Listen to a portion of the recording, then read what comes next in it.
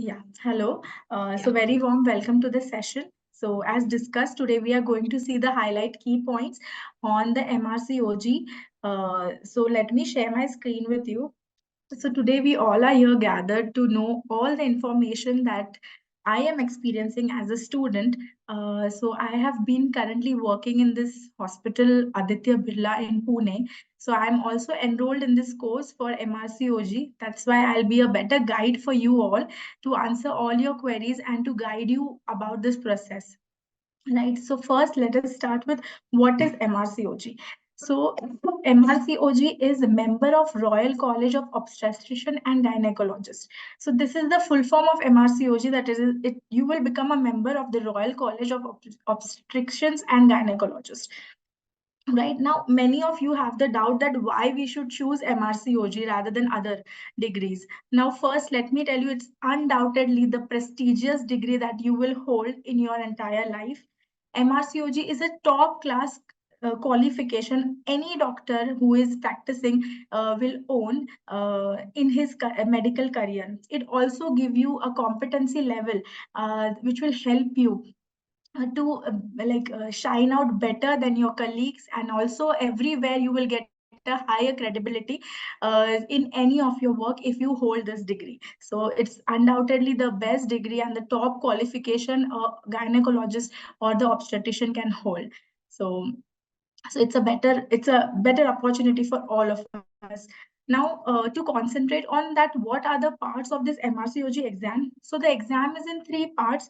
Part one will be a computer based test. It will be a screening, like it's like a single based answers to test your basic knowledge. So MRCOG part one, when anyone gives any of you can give MRCOG part one who holds a medical degree, of course, like the MBBS degree should be there.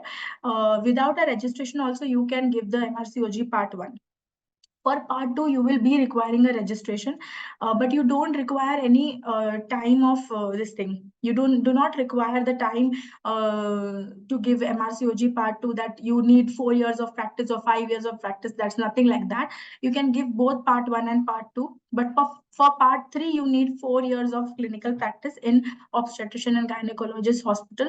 Anywhere you can take this practice. So I know that if you are joining this session, you all know that Texila is offering such kind of clinical rotations. I am also one of the student who is doing this clinical rotations and also preparing for my exam. I'll let you know that how we can do simultaneously all these things. So there are three parts to brief out about this exam. Part one, I told you, it is a single based answer. It is a basic test of your knowledge. Second, part two. Now, part two, here you will get the single based answers and also the EMQs. Now, EMQs will be a little clinical oriented. So, in part two, you need to have a thorough knowledge about the clinical skills. See, okay, so that is where this Texila and university clinical rotations will help you out to clear the part two. Because if you have learned and saw it in your clinical practice, then only you can correlate all the things and put that all the knowledge in that entire MCQ, right? Then part three is completely an OSCE based exam. So for part three, they will evaluate all your clinical skills, whatever you have practiced in all these 4 years. All the clinical skills will come together, and they'll have a communications skill which will be shown in this part three exam. So part three is basically how well mannered you are with your patients, how you talk with your colleagues, how you talk with your patients' relative. So all these things, whatever you have learned in this 4 years of practice, will be compiled together in part three exam, right? Now, what are the prerequisites for MRCOG exam? So this is very, very important slide, because many of us don't know that what we have to prepare in the start of MRCOG exam or MRCOG journey. So when you decide and when you think that you have to give an MRCOG exam, firstly, you have to create an RCOG account on the RCOG website. Now, we are so blessed that the Texila University support team is very good, that they help us out in creating the account. So you don't need to worry if you're enrolled with Texila. So this account will be created by them. If you are not enrolled here and you are going to practice like on your own, you're going to give the exam. So you can enroll yourself in the RCOG website. It's very easy. You will have a button called register where you have to sign in and make your account. It's like a Gmail account that you have to make. Then The main thing that you need for MRCOG exam is the eligibility form. It is available on the website. You can download the eligibility form. I'll show you how are the steps to be followed to fill the eligibility form. Then third, you have to send the expression of interest. Now, expression of interest is very, very important. Now, those students who have already given the exam for first time and you are appearing for the second time for the exam, you need not to send the eligibility again. Eligibility is only for the first timers. You only can send the expression of interest again, right? Then you will have to take the booking of the exam. You'll have to take a booking token, and when you open the RCOG website account, you will always get a college number. That college number you have to save and keep it, because from that only everything will be linked and everything will be associated with that college number. Then for appearing of part 3, this is like, I don't know much about this because I'm just in my clinical phase for part 1. So this assessment of training is there for appearing of part 3. So that is a very later stage. First, we have to clear the part 1, part 2. Then we'll clear the OET, and then we'll clear the part 3. So that is for the later stage that will be briefed out later. So let us focus first on the eligibility criteria. So after obtaining or any of your degree, that is MBBS degree, is the lowest degree that you can obtain for giving an MRCOG exam. So you have to obtain that degree, otherwise you cannot give this exam. You need not be a postgraduate. If you are a postgraduate, it's well and good, and congratulations for that. But if you are not, and if you are enrolled with Texila, Texila also gives this opportunity of completing one exam in per year. So Texila is a 3-year program where first MRCOG part 1 can be given after the completion of first year. Okay.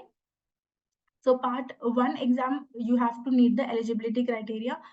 4 years of experience, I told you will require for the part 3, and total number of attempts that you can give in any of the part is 6 attempts. So you can give this exam 6 times, part 1 and part 2, but for part 3 you only have 4 attempts, right? So you have to keep this in mind. You have to clear it in first attempt. I don't want any one of us to like delay this exam or don't give this exam and repeatedly give this exam, because it is not good. It doesn't add good value when you are like going to practice, or if you have a future plan of going to the UK and practicing there in the NHS. So you have to clear this exam in the very first attempt. Second, how much gap you can keep between the parts. According to my experience, according to my mentors also, every one of them say that part 1 you have to give, and then immediately in the next year you have to give part 2. Don't wait and don't waste your time, but you have a gap, a window period of 7 years between both the parts. So now, as I was discussing about the eligibility form, very, very important thing is this eligibility form, and many of the students have problem in filling this. The eligibility form is very, very simple. You just have to go to the RCOG website, you sign in. Like after making the account, you have to sign in. You have the perfect college number, right? After that, what you have to do is download the eligibility form. You can download the eligibility form. It is present in the website. Download and keep it. Then you have to fill that form. You have to send that form via email. Okay, so I have mentioned what is the subject line that you have to mention in the mail. You have to write the subject as part 1 eligibility assessment application, and in the bracket you write your college number, the college number that you will get after registering on the RCOG website, right?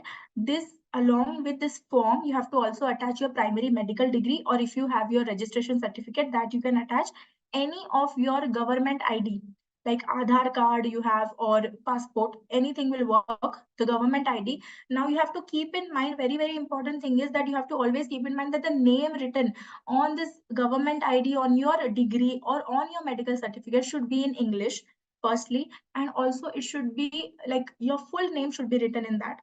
The 3 names or the 3 documents that you're providing, all the documents should have proper name, all the documents should have the same name. You cannot give that is here the name was different, there the name is different. Some people face that problem due to surnames. So please check that and submit the correct application, or else the application will get rejected, and then you have to again submit it. So it will take up it will waste your time, and unnecessary problems it will create. So first only you have to check that the name is correctly written everywhere, and then only you submit this application form. Okay, so along with that, you have to give these three things, attach that in the mail, and you have to send the mail on the part 1 eligibility@rcog.org.uk. Okay, so I've mentioned everything how you have to send the eligibility form. It's very, very easy. If you have any doubts, you can ask me in between. It's very easy. It's just simple thing that you have to create a mail and send them. Okay, now they will send you a reply after this. The eligibility acceptance takes around 4 weeks. So in 4 weeks, the RCOG will send you a reply that your eligibility is accepted. If your eligibility is not accepted, they will also send you the eligibility is not accepted and what you have to do like further. Maybe your degree was not matching, or maybe the name was having some problem, or the address or something or the other. If there is a problem, they will let you know, and then you have to rectify it and again send it. See, the window is very limited, so you have a deadline. It's not like that you can give this exam like any time of the like year. It's There is always a deadline. So the exam comes in July and January. So suppose if the exam is on 2nd July, so you have to keep in mind that there is a deadline to fill the eligibility, there is a deadline to fill the expression of interest, and there is a deadline to take the exam, like the booking token. So everything works along with the deadline, and the deadlines will be mentioned for every exam on the website. So everything you will get on the website. So you just have to be attentive and don't wait until the last moment that the deadline is on 20th, so I will fill on the 19th. No, you have to fill it priorly if you are deciding to give the exam. So if you have decided that I want to give the exam in July, so everything should be done 2 to 3 months prior, right? Next, how to fill the expression of interest. Once the eligibility is done, you receive a mail from the RCOG. Then you can fill the expression of interest. It is nothing, it's just a Google form that you have to fill. We can fill this like it's like a feedback form, but only thing you have to keep in mind that you have to fill the correct name, correct email ID, and the correct college number. So it's very, very important to fill these three things correctly, or else the expression of interest will go on some other's name, and you will, because you don't get any confirmation of this expression of interest, right? The expression of interest is just the interest you show that you are interested in giving this exam, right? It's nothing more. You have to just fill it. It's also available on the website. So both the eligibility form and the expression of interest form, both are available on the website. So expression of interest is just a Google form. You just open that form, you'll fill the details, your name, your email ID, and college number. You'll recheck those and just click on submit button. After clicking on submit button, there will be a pop-up that your application is submitted successfully. Please take the screenshot of that because you don't have any proof of expression of interest. So they'll not mail you, they'll not message you, nothing. You just have to take the screenshot of expression of interest. That pop-up message, that is only needed. Okay. Now, let us start with MRCOG part 1. Let us see the exam pattern. Okay. So now MRCOG part 1, as I told you, is a single based answer. Like it is the MCQ, it is a computer based test. So in that you will have two papers, paper 1 and paper 2. Each paper comprises of 100 questions, which is a single based answer. You don't have to give any multiple answers in that. One question, four options, and one single answer, right? So each paper will have 100 questions, and duration of each paper is 2.5 hours. And there is no negative marking, so it's very good. We can put the tukas also. Sometimes luck also works, okay? But it's not like that every time. So you have to keep in mind that you have to study for this exam. It's not like that every time, okay? So you have to study very thoroughly. But yeah, you should not leave any of the question because there is no negative marking, so you know there is no need for you to leave any of the question and come. So your 100% of the question you have to mark and give you 100% in the exam. Right. Now, when coming on to preparing for part 1 MRCOG exam, now we all are in the same boat. So please keep this in mind that everyone is sailing in the same boat. First, I also used to fear that how will I give the exam? I have to do clinical rotations. I have to do this. I have to do this on calls here, there. But then I have decided that everyone is in the same boat. So everyone has to do the work. No one is sitting at the home and only reading and giving the exam. Everyone is working along with their work schedule. Everyone is studying along with their work schedule. So you have to adjust your time accordingly and prepare for the exam, because exam is also not easy and we cannot take it lightly. So to prepare for MRCOG part 1, first you have to have a clear goal and a clear mindset that what you have to study, right? Because studying 14 subject at a stretch, it's like very huge portion, right? And you also don't know what is going to come. You don't have a definite like this, only this much you have to study and itna hi aayega exam mein. It's not like that. It's like it's a huge and vast portion. When you sit to study, you will get to know. So what I do is I make a clear goal and picture. So this picture is very helpful for me, where there is a pie diagram showing in what will come in paper 2 and what will come in paper 1. So in paper 1, as you see, anatomy, biochemistry, embryology, endocrinology, epidemiology, genetics, physiology is the main portion that comes in paper 1. And paper 2, it's biophysics, clinical management, data interpretation, immunology, microbiology, pathology, and pharmacology. So paper 2 comprises of all these subjects. So now when you are sitting to study, no, so you have to start that anatomy. When you see this pie diagram, anatomy comprises of more than 15 questions.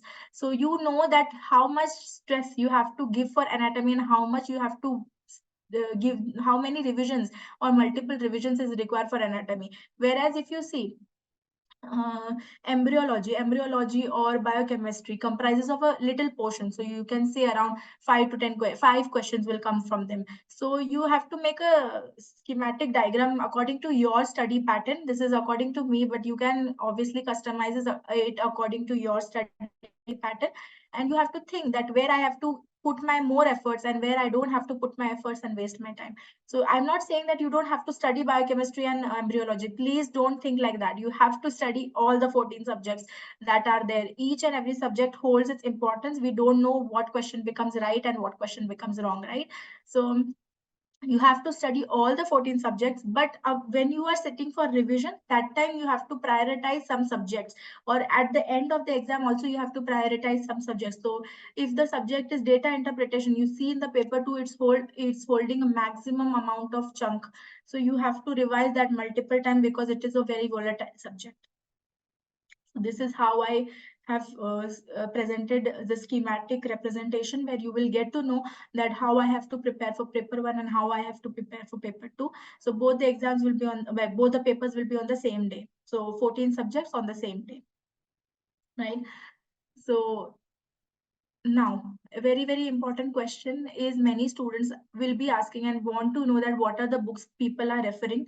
So there is like the multiple people will give you multiple answers. Uh, Usually, I refer the essential guide, which is recommended by the RCOG college. So you also should refer that only, because whatever is recommended from them is the best source, and the question will be coming from that only. Then you can use the revision notes. I like the notes. They are very small bullet pointers, where you get a lot of information of one single topic in a single form of flashcard type. So the revision notes are also essential. Then we have the SBS, because without practicing the SBS, only reading the theory won't suffice. So whatever you have read, you have to practice the MCQs. I'll tell you how we have to do that. And then we have to also do the recall questions. So now people say, and many of the papers I've also witnessed, that multiple questions from the past 5 years have been repeated. So if you study recall questions, it's very helpful for you, because if you know the answer already in the exam, that attempting that question will save your time, right? And you can spend more time on the question that you don't know or you are reading for the first time. Okay?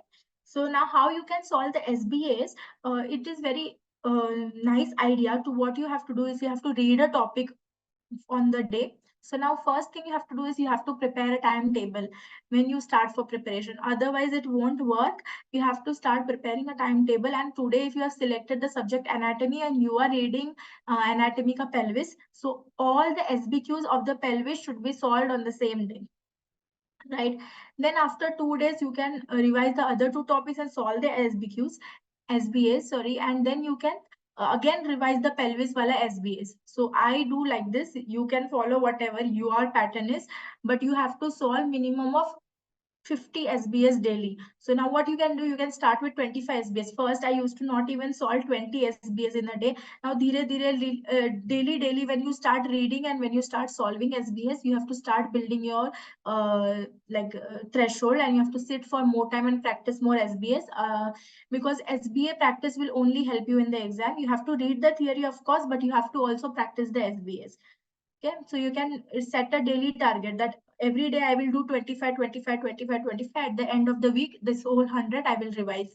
So like this, you have to set a target and do the SBS. Now, so everything is clear, I guess, about the part 1 MRCOG. If you have any doubt, you can ask me in the middle now only, or I should proceed for part 2. If there is any other questions from the attendee side, you can post in a chat box or else in the Q&A session. Yeah, we'll do a Q&A once I finish this. Yeah, okay. Okay, so the exam pattern for MRCOG part 2, okay, I think so there is no much doubt for part 1. If it is, we'll solve it in the Q&A session, okay? So Yeah. exam pattern for part 2, okay? So MRCOG part 2 comprises of 2 papers, similar like paper 1 and paper 2. It is also a computer-based exam. But in part 2, you will have, each paper will have 100 questions, but it will be divided. Like in part 1, it was 100 question completely single based answers.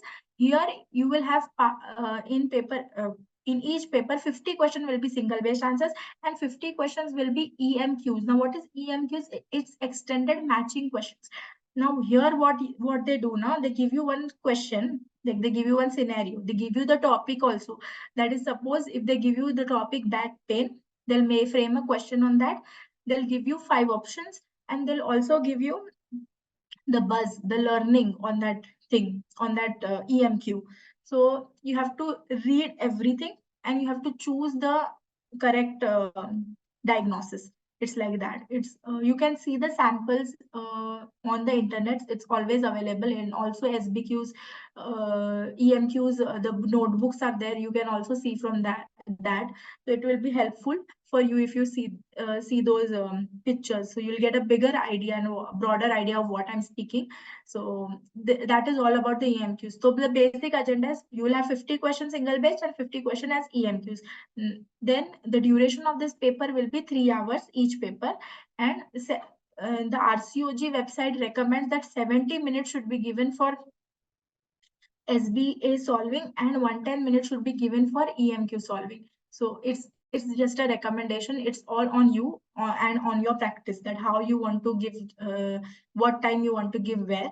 So for this, we will also require a very thorough practice on EMQs, and here is the time where your clinical knowledge will help you, and how your clinical rotations will help you, because everything will be associated clinically. All your clinical knowledge will be tested here, not your skills, but your knowledge. Now we come to the exam pattern of part 3. In part 3, actually, there will be clinical assessments where you will be given 14 tasks, right? On the 14 modules of the entire syllabus. From the entire syllabus, you will be given 14, like the stations, 14 tasks, and you have to perform that task, and based on that task, there will be a session, like there will be an examiner, and you will be there, like the Indian Viva session, but it's not the Indian Viva, it's like a different style Viva, where every what will be tested is that the 5 domains that I have mentioned. First is how you are seeing the patient safety. Second, how you are communicating with the patient and also with their relatives. Third, how you are communicating with your colleagues. Fourth, how you are gathering the information. And fifth, how you are applying the knowledge. So even if you got the correct diagnosis, how you are going to explain that to your patient and how you are going to cure his disease is also being tested. So everything will be tested here in the part 3. And they will like in the part 3, they will make the final decision that where you are fit to practice in the NHS according to their NHS guidelines, after after you clear the part 3 exam. So part 3 is the main exam where everything will be tested, but part 2 exam is a little bit difficult according to the researchers. Part 1 cracking is easy, and part 3 is also, they are saying that as it is the clinical skills, it is helpful. But in part 2, the EMQs that I was saying are a little bit tough, and we need a lot of practice for part 2 exam. Okay. So thank you so much for listening to me so patiently. And if you have any queries, let's do a Q&A session, that if you want to ask anything or if you want to know anything else. So any other questions from the attendee side, you can post in the Q&A or else you can post in the chat box. Okay, and also I have to mention that the MRCOG exam centers, if anyone wants to know, the exam centers are available all over India. So you have to be very prompt in booking your exam, because the centers the centers have a very high demand. So they very first day only start booking the exam, when you get when the window is open, because otherwise the center will get booked and you will not be able to give the exam here, and then you have to travel here and there and take the center, if because you have decided to give the exam, so you have to give the exam. So that will be a trouble. But if you book on the same day, the centers will be available. And if you are taking the Texila American University curriculum, I have to talk about that also, that if you are joining the Texila American University curriculum, they will make sure that you become a RCOG member. Like I was saying that RCOG website, when you have to register, that is done by the Texila support team. So at that time only they make you the RCOG member. With that, what they do is, this will allow you to take a quicker um, step forward towards your exam, and this will also allow you to book your exam prior. So there is a little advantage here. So they'll give you this advantage. The Texila University gives you this advantage to book your exam prior and to select your center as soon as possible and as fast as possible before filling. So they'll help you in all the ways possible. So I told you that if you enroll for this Texila American University, everything about your exam will be taken care of. And I also want to mention that the clinical rotations that they are doing is very good. And I'm so thankful and blessed that I got to know about this Texila American University, because they will provide you a 3-year clinical rotation with certificate of fellowship in obstetrics and gynecology, which will help you further to take only a 1-year experience here and there in some government hospital, and you can easily give the part 3 exam and fly away from here if you want to. Or if you want to practice in India, you can also continue the practice in India, because this degree that they provide is like recognized all over the India and all over the world.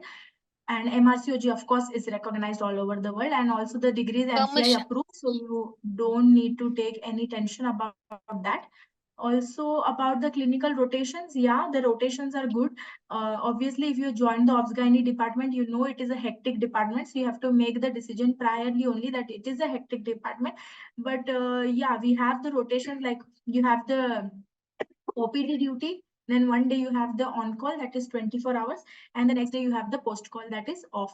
So when you have the off days, you can study nicely for MRCOG. Also, when you have the OPD days, you get a lot of things to learn in the OPD. So I'm very, very happy doing the clinical rotations in the Aditya Birla hospitals, because I have learned so much here.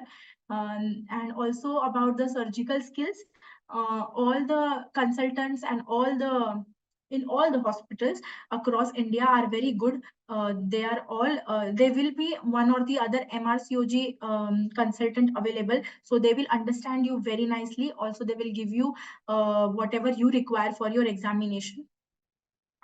They will give you the guidance that you have to study this and come, and also they will discuss all the guidelines according to MRCOG. Also, Texila takes the classes, so it is good if you listen to that webinars whenever there is a webinar organized. So the Texila always make sure that there is a webinar which is organized. And I thank Kunur ma'am and Jyoti ma'am and all the faculties that are associated with Texila to clear all the doubts. And also the support team that works in Texila, it's very good. They'll help you in any problem you face, in any situation you are. They'll take you out from that, and they'll always think about your betterment and about your future. Okay. And about the opportunities in abroad. So obviously, when you clear the MRCOG, you will obviously, if you want to go abroad, it's or if you want to stay back in India, both the ways you can, both the ways are working. If you take the Texila American University, so you can also practice here in India, or you can also go abroad. Now, if you want to go abroad, obviously you have to clear all the three parts for MRCOG. Like part one and part two, you have to give here in India. Part three, you can give in India also, or you can give in abroad. I would recommend that going abroad for part three is good, because if you want to practice in the NHS, you have to take a brief idea on how the NHS works, because the working pattern is very different from India. So you need to know the patients, you need to know the clinical system working of the NHS. So obviously you can go abroad if you want to practice in abroad. There is no restrictions. Once you clear your part one and part two, you're most welcome from the NHS side. So meanwhile, any other questions, you can post your questions in the Q&A. Yes, yes. Please post the questions and I'll be more happy to answer all of them. Thank you so much, Dr. Aditi, for joining us and sharing the informations with us. Thank you so much for giving me this opportunity. I'm so glad. Yeah, thank you so much. A big virtual thank you to each and everyone for making our webinar a success.